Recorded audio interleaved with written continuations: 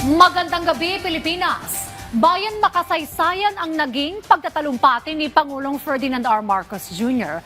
sa National Diet o ang legislatura ng Japan kung saan nakatanggap siya ng standing ovation.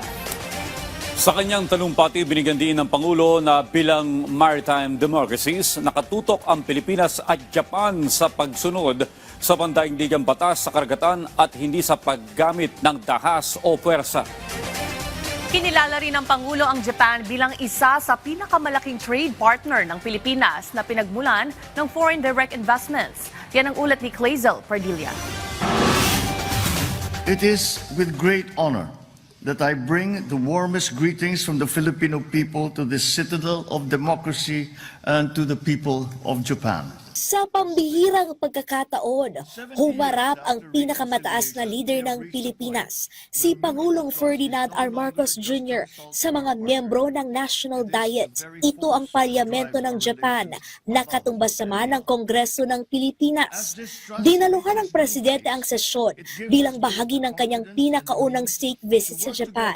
Siya ang ika-4 na Pangulo ng Pilipinas na nagtalumpati sa National Diet. Binigyang pugay ni Pangulong Marcos ang 70 taong diplomatikong relasyon ng Pilipinas at Japan na ang pundasyon ay pagkakasundo, tiwala sa isa't isa at matatag na kooperasyon.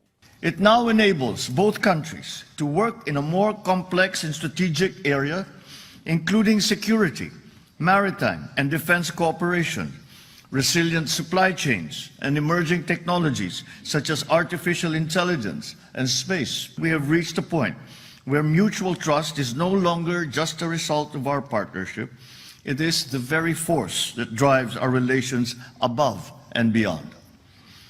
As this trust reaches new heights, it gives us both the confidence and the means to work together towards peace, prosperity, and explore possibilities.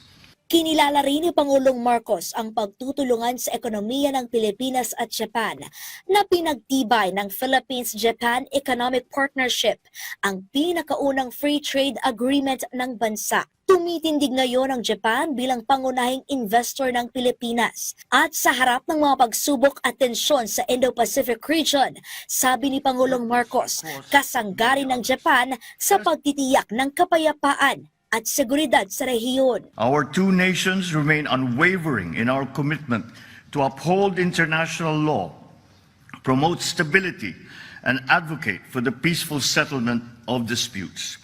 As maritime democracies, the Philippines and Japan are committed to strengthening maritime security and ensuring that our seas remain open, secure, and governed by rules, not by force. Dahil sa mga parehong isinusulong, tiwala si Pangulong Marcos na lalo pang lalalim ang relasyon ng Pilipinas at Japan. The theme of this milestone, weaving the future together, sets the course for our relationship for the next 70 years.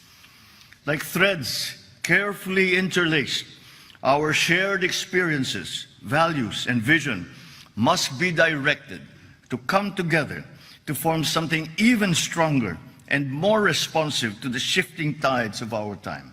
Ayon kay Maylene Garcia Albano, ang ambassador ng Philippine Embassy sa Tokyo, isang pribilehiyo ang pagharap ni Pangulong Marcos sa National Diet. Piling leader lamang sa mundo ang nakapagsalita sa parlamento. Sabi naman ni Communications Secretary Dave Gomez, simbolo ito ng mataas na respeto ng Japanese counterparts sa liderato ni Pangulong Marcos. Lalo pang tumaas nung nakita nila pagkatapos ng mga pagpupulong ng Pangulo at ng mga counterpart officials natin kung gaano kalalim at gaano natin binibigyan ng pagpapahalaga ang relasyon ng Pilipinas at bansang Japan. Ang pagbisita rin ni Pangulong Marcos ang pangalawang beses simula ng buksan ng Imperial Palace matapos ang pandemya.